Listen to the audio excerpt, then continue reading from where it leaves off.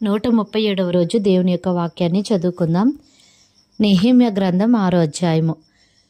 నేను ఇంకను గుమ్మములకు తలుపులు నిలుపక ముందుగా దానిలో బీటలు లేకుండా సంపూర్ణంగా గోడను కట్టియుండగా సన్బల్లటును టోబియాయును అరబీయుడైన గెషేమును మా శత్రువులలో మిగిలిన వారును విని సన్బల్లటును గెషేమును నాకు ఏదో హాని చేయుటకు ఆలోచించి ఓనో మైదానమందున్న గ్రామములలో ఒకదాని దగ్గర మనము కలుసుకొందము రండని నా యొద్దకు వర్తమానము పంపిరి. అందుకు నేను చేయు పని గొప్పది, దాని విడిచి మీ యొద్దకు వచ్చుటకై నేను దానిని ఎందుకు ఆపవలెను? నేను రాలేనని చెప్పుటకు దూతలను పంపితిని. వారు అలాగున 4 మారులు నా యొద్దకు వర్తమానము పంపగా ఆ ప్రకారమే నేను మరలా ప్రత్యుత్తరం ఇచ్చితిని. అంతటా 5వ మారు సన్బల్లటు తన పనివాని ద్వారా విప్పియున్న యొక్క పత్రికను నా యొద్దకు పంపెను. అందులో వారిపైన రాజుగా ఉండవలనని నీవు ప్రాకారమును కట్టుచున్నావనియు, ఈ హేతువు చేతనే నీవును యూదులను రాజు మీద తిరుగుబాటు చేయునట్లుగా నీవు ఆలోచించుచున్నావనియు, యూదులకు రాజుగా ఉన్నాడని నిన్ను గూర్చి ప్రకటన చేయుటకు యెరూషలేములో ప్రవక్తలను నీవు నియమించితివనియు మొదలగు మాటలును, రాజునకు ఈ సంగతులు తెలియనగుననియు మొదలగు మాటలును, అందు నిమిత్తము ఇప్పుడు మనము యోచన చేసేదము రండనియు, ఈ సంగతి అన్యజనుల వదంతి అనియు దానిని గెషేము చెప్పుచున్నాడనియు వ్రాయబడిను. ఈ పని చేయలేకుండా మేం ఆసక్తులు మగుదుం అనుకుని వారందరూ మమ్మును బెదిరింపజూచిరి గాని నేను ఇటువంటి కార్యములను మేమెంత మాత్రమును చేయువారము కాము. వీటిని నీ మనస్సులో నుండి నీవు కల్పించుకొంటివని అతని యొద్దకు నేను వర్తమానము పంపితిని. దేవా, ఇప్పుడు నా చేతులను బలపరచుము. అటు తరువాత మెహేతబేలునకు పుట్టిన దెలయ్యా కుమారుడైన షెమయా యొక్క ఇంటికి వచ్చితిని. అతడు బయటికి రాకుండా నిర్బంధింపబడెను. అతడు రాత్రికాలమందు నిన్ను చంపుటకు వారు వచ్చెదరు గనుక దేవుని మందిర గర్భాలయం లోపలికి మనము పోయి తలుపులు వేసుకొనేదము రండని చెప్పగా, నేను నా వంటివాడు పారిపోవచ్చునా? ఇంతవాడనైన నేను నా ప్రాణమును రక్షించుకొనుటకైనను గర్భాలయమున ప్రవేశింపవచ్చునా? నేను అందులో ప్రవేశింపనంటిని. అప్పుడు దేవుడు అతన్ని పంపలేదనియు, టోబియాయును సన్బల్లటును అతనికి లంచమిచ్చినందున నా విషయమై ఈ ప్రకటన చేసిననియు తేటగా కనుగొంటిని. ఇందువలన నాకు భయము పుట్టగా నేను అతడు చెప్పినట్లు చేసి పాపములో పడుదునని అనుకొని నా మీద నిందమోపునట్లుగా నన్ను గూర్చి చెడువార్త పుట్టించుటకు వారతనికి లంచమిచ్చి ఉండిరి. నా దేవా, వారి క్రియలను బట్టి టోబియాను సన్బల్లటును నన్ను భయపెట్టవలనని కనిపెట్టియున్న ప్రవక్తలను నోవద్య అను ప్రవక్త్రిని జ్ఞాపకము చేసుకొనుము. ఈ ప్రకారముగా ఏలూలు మాసము 25వ దినమందు అనగా 52 దినములకు ప్రాకారమును కట్టుట సమాప్తమాయెను. అయితే మా శత్రువులు ఈ సంగతి వినినప్పుడును మా చుట్టూ నుండు అన్యజనులందరూ జరిగిన పని చూచినప్పుడును వారు బహుగా అధైర్యపడిరి. ఏలైనగా ఈ పని మా దేవుని వలన జరిగినదని వారు తెలుసుకొనిరి. ఆ దినములలో యూదుల ప్రధానులు టోబియా యొద్దకు మాటిమాటికి పత్రికలు పంపుచూ వచ్చిరి. అతడును వారికి పత్రికలు పంపుచుండెను. అతడు ఆరహు కుమారుడైన షెకన్యాకు అల్లుడు.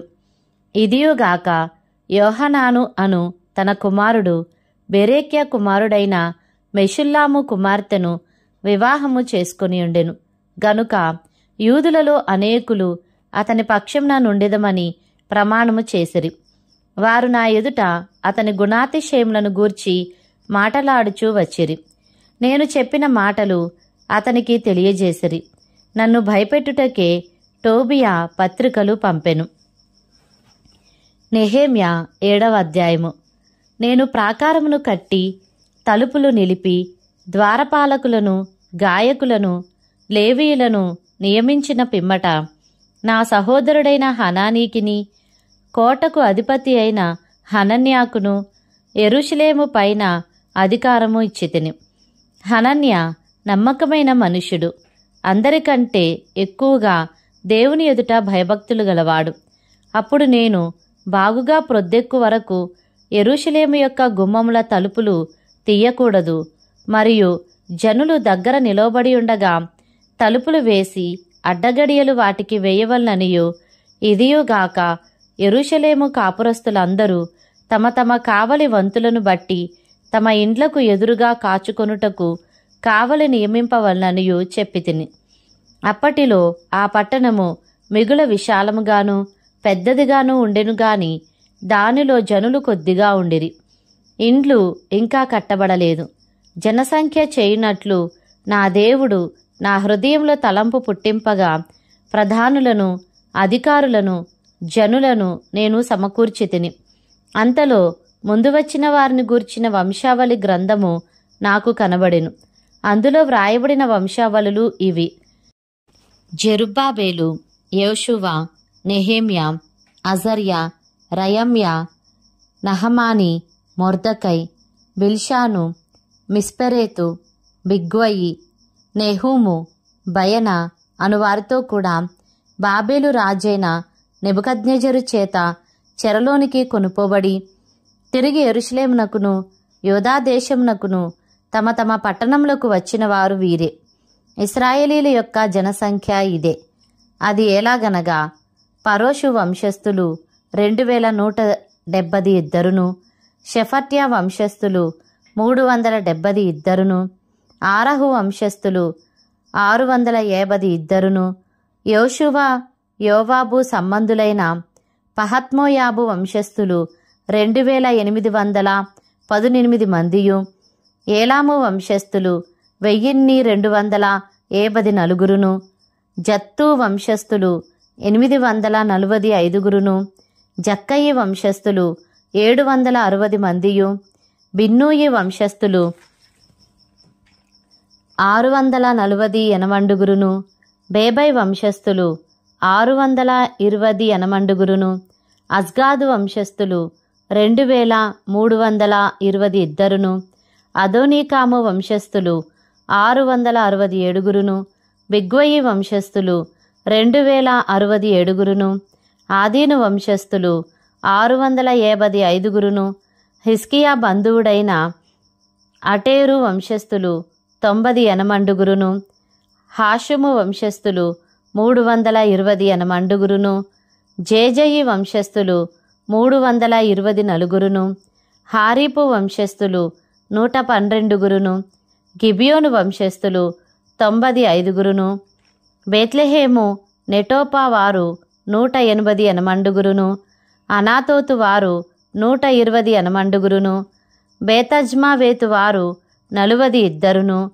కిర్యత్యారీము, కెఫీరా, బెయేరోతుల వారు 743, రామ, గెబల వారు 621, మిక్మషు వారు 122, బేతేలు, హాయిల వారు 123, రెండవ నెబో వారు 52, రెండవ ఏలాము వారు 1254, హారీము వంశస్థులు 320 మందియు, ఎరుకో వంశస్థులు 345, లోదు, హదీదు, ఓనో అనువారి వంశస్థులు 721, సెనాయా వంశస్థులు 3930 మందియు, యాజకులలో యేషువ ఇంటివారైన యెదాయా వంశస్థులు 973, ఇమ్మేరు వంశస్థులు 1072, పషూరు వంశస్థులు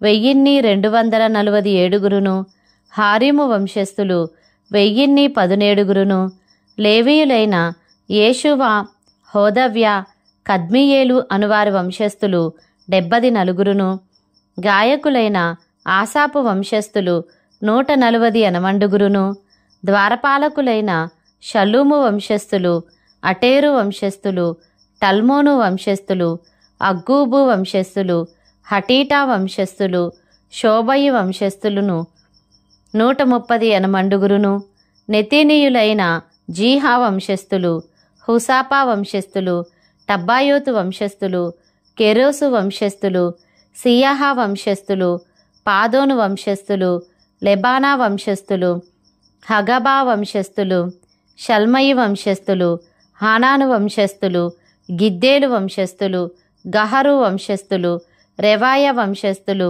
రెజీను వంశస్థులు, నెకోదా వంశస్థులు, గజ్జాము వంశస్థులు, ఉజ్జా వంశస్థులు, పాసయ వంశస్థులు, బేసాయి వంశస్థులు, మెహునీము వంశస్థులు, నెపుషేసీము వంశస్థులు, బక్బూకు వంశస్థులు, హకూపా వంశస్థులు, హర్హూరు వంశస్థులు, బజ్లీతు వంశస్థులు, మెహీదా వంశస్థులు, హర్షా వంశస్థులు, బర్కోసు వంశస్థులు, సీసెరా వంశస్థులు, తెమహు వంశస్థులు, నెజియహు వంశస్థులు, హటీపా వంశస్థులు, సొలొమోను దాసుల వంశస్థులు, సొటయి వంశస్థులు, సోపెరెతు వంశస్థులు, పెరుదా వంశస్థులు, యహలా వంశస్థులు, దర్కోను వంశస్థులు, గిద్దేలు వంశస్థులు, షెఫట్యా వంశస్థులు, హట్టీలు వంశస్థులు, జెబాయియుల సంబంధమైన పొకేరేతు వంశస్థులు,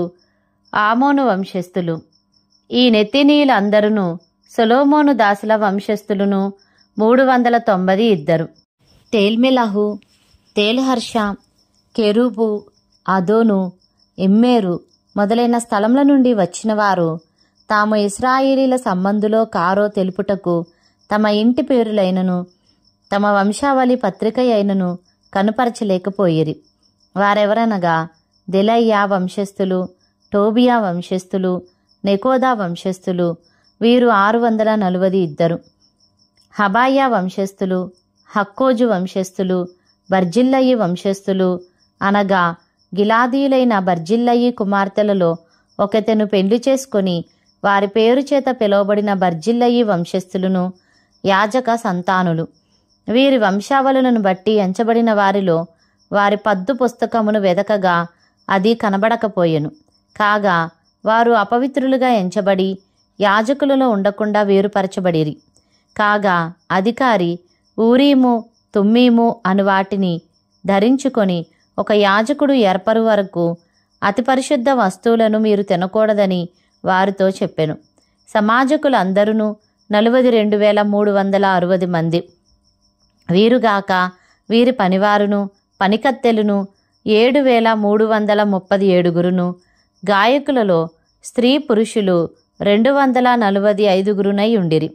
వారి గుర్రములు 736, వారి కంచర గాడిదలు 245, వారి ఒంటెలు 435, వారి గాడిదలు 6,720 ఉండెను. పెద్దలలో ప్రధానులైన కొందరు పనికి కొంత సహాయము చేసిరి. అధికారి ఖజానాలో 120 తులముల బంగారమును, 70 పళ్ళెములను, 730 యాజక వస్త్రములను వేసి ఇచ్చెను. మరియు పెద్దలలో ప్రధానులైన వారు కొందరు ఖజానాలో 140 తులముల బంగారమును, 14 లక్షల తులముల వెండిని వేసిరి. మిగిలిన వారును 240 తులముల బంగారమును, 240 లక్షల తులముల వెండిని, 67 యాజక వస్త్రములను ఇచ్చిరి. అప్పుడు యాజకులు, లేవీయులు, ద్వారపాలకులు, గాయకులు, జనులలో కొందరును, నెతీనీయులు, ఇశ్రాయేలీలందరూ తమ పట్టణముల యందు నివాసము చేసిరి. నెహెమ్య గ్రంథం 8వ అధ్యాయము. 7వ నెల రాగా ఇశ్రాయేలీలు తమ పట్టణములలో నివాసులై ఉండిరి. అప్పుడు జనులందరూ ఏకమనస్కులై నీటి గుమ్మము ఎదుటనున్న మైదానమునకు వచ్చి, యెహోవా ఇశ్రాయేలీలకు ఆజ్ఞాపించిన మోషే ధర్మశాస్త్ర గ్రంథమును తెమ్మని ఎజ్రా అను శాస్త్రితో చెప్పగా, యాజకుడైన ఎజ్రా 7వ మాసము 1 దినమున చదవబడు దాని గ్రహింప శక్తిగల స్త్రీ పురుషులు కలిసిన సమాజమంతటి ఎదుటను ఆ ధర్మశాస్త్ర గ్రంథము తీసుకొని వచ్చి నీటి గుమ్మము ఎదుటనున్న మైదానములో ఉదయము మొదలుకొని మధ్యాహ్నము వరకు నిలుచున్న ఆ స్త్రీ పురుషులకును తెలివితో వినగలిగిన వారినకందరికిని చదివి వినిపించుచూ వచ్చెను. ఆ జనులందరూ ధర్మశాస్త్ర గ్రంథమును శ్రద్ధతో వినిరి. అంతటా శాస్త్రియగు ఎజ్రా ఆ పని కొరకు కర్రతో చేయబడిన ఒక పీఠం మీద నిలబడెను.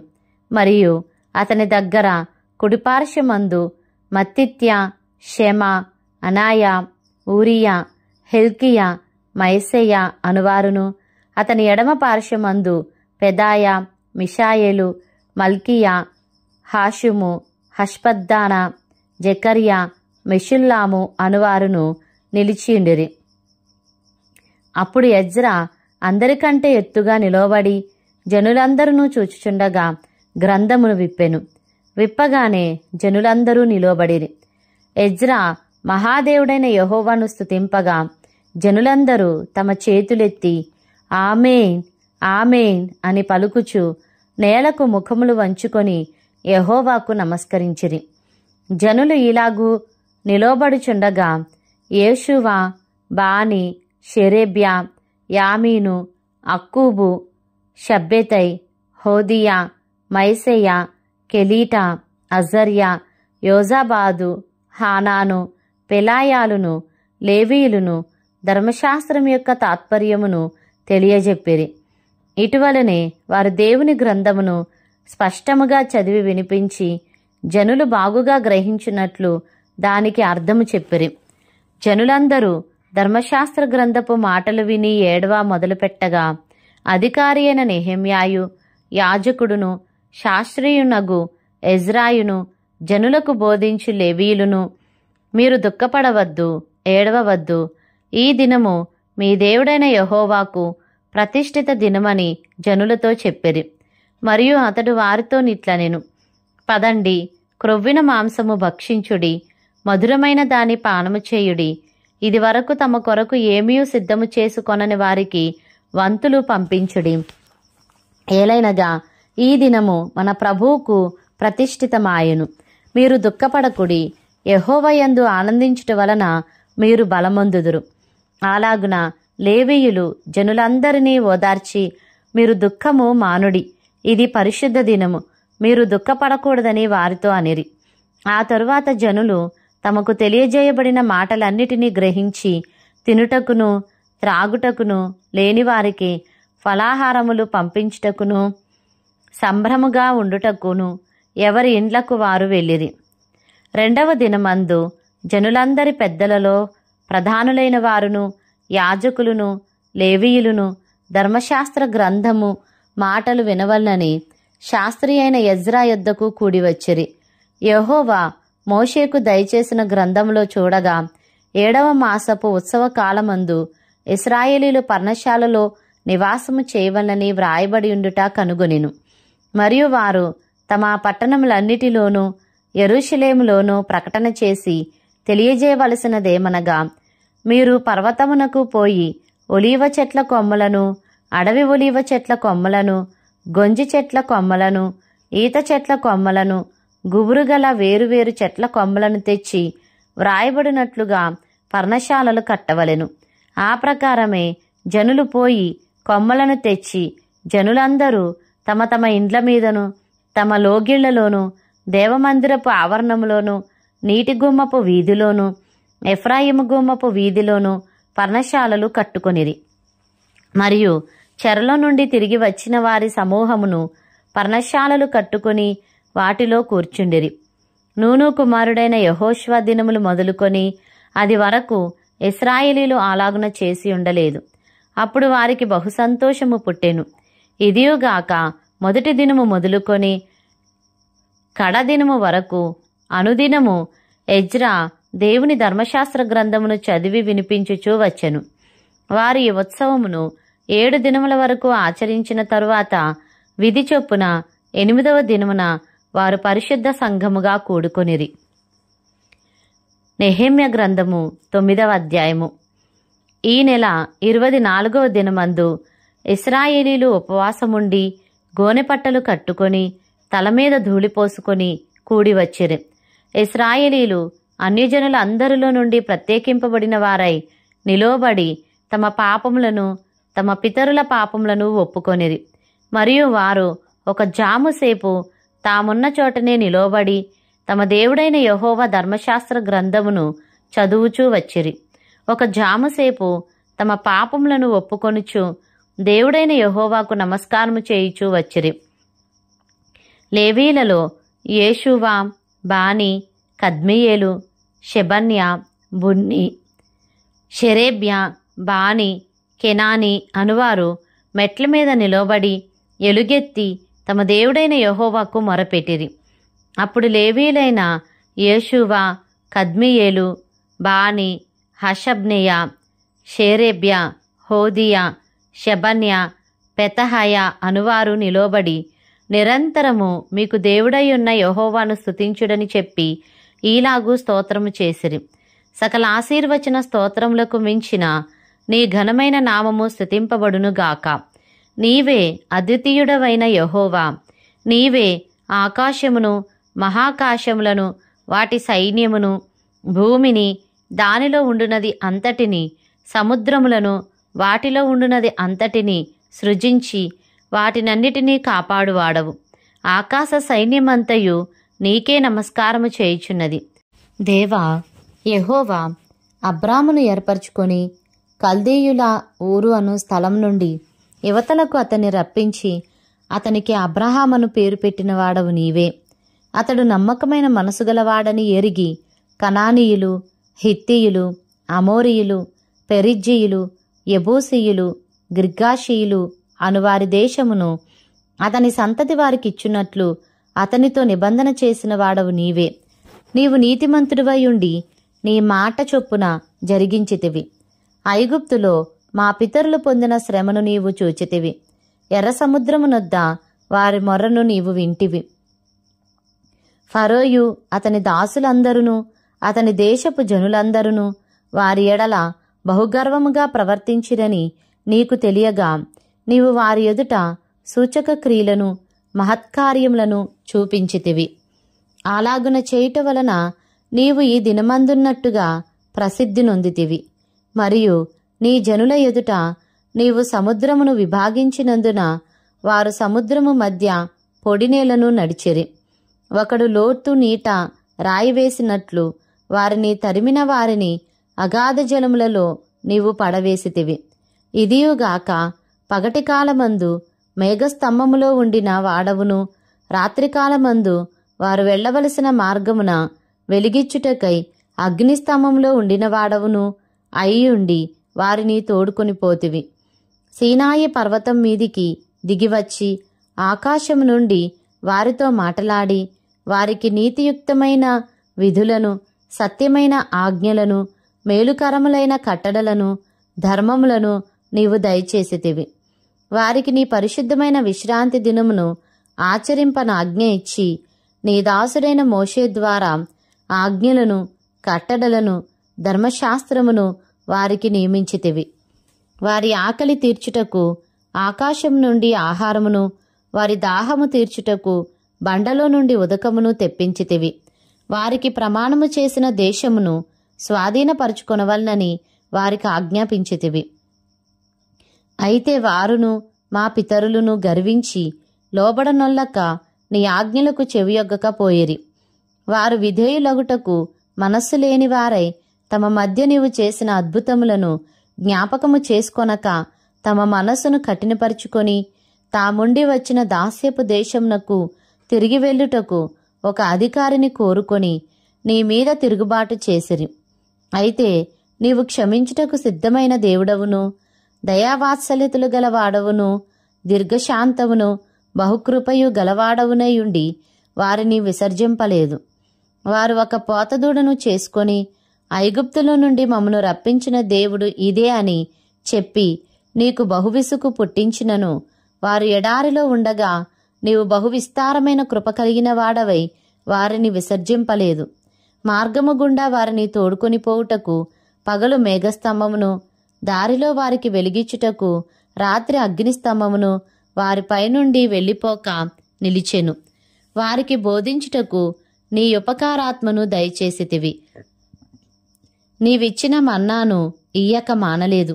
వారి దాహమునకు ఉదకమిచ్చితివి. నిజముగా అరణ్యములో ఏమీయో తక్కువ కాకుండా 40 సంవత్సరములు వారిని పోషించితివి.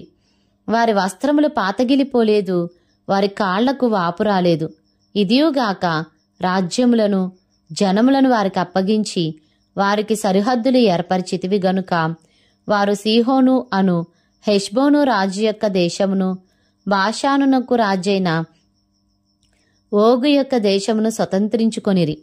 వారి సంతతిని ఆకాశపు నక్షత్రములంత విస్తారముగా చేసి ప్రవేశించి స్వతంత్రించుకొనున్నట్లు వారి పితరులకు నీవు వాగ్దానము చేసిన దేశంలోనికి వారిని రప్పింపగా ఆ సంతతి వారు ప్రవేశించి ఆ దేశమును స్వతంత్రించుకొనిరి. నీవు కనానీయులను ఆ దేశవాసులను జయించి తమకు మనసు వచ్చినట్లు చేయుటకు వారి రాజులను ఆ దేశములను వారి చేతికి అప్పగించితివి. అప్పుడు వారు ప్రాకారములు గల పట్టణములను ఫలవంతమైన భూమిని స్వాధీనపరుచుకొని సకలమైన పదార్థములతో నిండియున్న ఇండ్లను, త్రవ్విన బావులను, ద్రాక్ష తోటలను, ఒలీవ తోటలను, బహువిస్తారముగా ఫలించు చెట్లను వశపరుచుకొనిరి. అలాగున వారు తిని తృప్తి పొంది మదించి నీ మహోపకారమును బట్టి బహుగా సంతోషించిరి. అయినను వారు అవిధేయులై నీ మీద తిరుగుబాటు చేసి నీ ధర్మశాస్త్రమును లక్ష్యపెట్టక త్రోసివేసి నీ తట్టు తిరగవలనని తమకు ప్రకటన చేసిన నీ ప్రవక్తలను చంపి నీకు బహుగా విసుగు పుట్టించిరి. అందుచేత నీవు వారిని వారి శత్రువుల చేతికి అప్పగించితివి. ఆ శత్రువులు వారిని బాధింపగా శ్రమకాలమందు వారు నీకు మొరపెట్టినప్పుడు ఆకాశమందుండు నీవు ఆలకించి వారి శత్రువుల చేతుల నుండి వారిని తప్పించుటకై నీ కృపా సంపత్తిని బట్టి వారికి రక్షకులను దయచేసితివి. వారు నెమ్మది పొందిన తరువాత నీ ఎదుట మరలా ద్రోహులు కాగా నీవు వారిని వారి శత్రువుల చేతికి అప్పగించితివి. వీరు వారి మీద అధికారం చేసిరి. వారు తిరిగి వచ్చి నీకు మొరపెట్టినప్పుడు ఆకాశమందుండు నీవు ఆలకించి నీ కృప చొప్పున అనేక మారులు వారిని విడిపించితివి. నీ ఆజ్ఞలను విధులను ఒకడు ఆచరించిన ఎడల వాటి వలన వాడు బ్రతుకును గదా. వారు మరలా నీ ధర్మశాస్త్రం అనుసరించి నడుచున్నట్లు నీవు వారి మీద సాక్ష్యము పలికినను వారు గర్వించి నీ ఆజ్ఞలకు లోబడక నీ విధుల విషయంలో పాపులై నిన్ను తిరస్కరించి తమ మనస్సును కఠినపరుచుకొని నీ మాట వినకపోయిరి. నీవు అనేక సంవత్సరములు వారిని ఓర్చి నీ ప్రవక్తల ద్వారా నీ ఆత్మచేత వారి మీద సాక్ష్యము పలికితివి గాని వారు వినకపోయిరి. కాగా నీవు ఆయా దేశములలోనున్న జనుల చేతికి వారిని అప్పగించితివి. అయితే నీవు మహోపకారివై ఉండి వారిని బొత్తిగా నాశనము చేయకయు విడిచిపెట్టకయు ఉంటివి. నిజముగా నీవు కృపా కనికరములు గల దేవుడువై ఉన్నావు. చేసిన నిబంధనను నిలుపుచు కృపచూపునట్టి మహాపరాక్రమశాలివియు భయంకరుడు నగు మా దేవా, అశ్షూరు రాజుల దినములు మొదలుకొని ఈ దినముల వరకు మా మీదికిని మా రాజుల మీదికిని ప్రధానుల మీదికిని మా పితరుల మీదికిని నీ జనులందరి మీదికిని వచ్చిన శ్రమంతయు నీ దృష్టికి అల్పముగా ఉండకుండునుగాక. మా మీదికి వచ్చిన శ్రమలన్నిటినీ చూడగా నీవు న్యాయస్థుడవి. నీవు సత్యముగానే ప్రవర్తించితివి. కాని మేము దుర్మార్గులమైతిమి. మా రాజులు గాని మా ప్రధానులు గాని మా యాజకులు గాని మా పితరులు గాని నీ ధర్మశాస్త్రమును అనుసరించి నడువలేదు. నీవు వారి మీద పలికిన సాక్ష్యములనైనను నీ ఆజ్ఞలనైనను వారు వినకపోయిరి. వారు తమ రాజ్య పరిపాలన కాలమందు నీవు తమ ఎడల చూపించిన గొప్ప ఉపకారములను తలంచక నీవు వారికిచ్చిన విస్తారమగు ఫలవంతమైన భూమిని అనుభవించి ఉండియు నిన్ను సేవింపకపోయిరి. తమ చెడు నడతలు విడిచి మారుమనసు పొందరైరి. చిత్తగించుము, నేడు మేము దాస్యములో ఉన్నాము. దాని ఫలమును దాని సమృద్ధిని అనుభవించున్నట్లు నీవు మా పితరులకు దయచేసిన భూమియందు మేము దాసులమై ఉన్నాము. మా పాపములను బట్టి నీవు మా మీద నియమించిన రాజులకు అది అతి విస్తారముగా ఫలమిచ్చుచున్నది. వారు తమకిష్టము వచ్చినట్లు మా శరీరముల మీదను మా పశువుల మీదను అధికారము చూపుచున్నారు గనుక మాకు చాలా శ్రమలు కలుగుచున్నవి.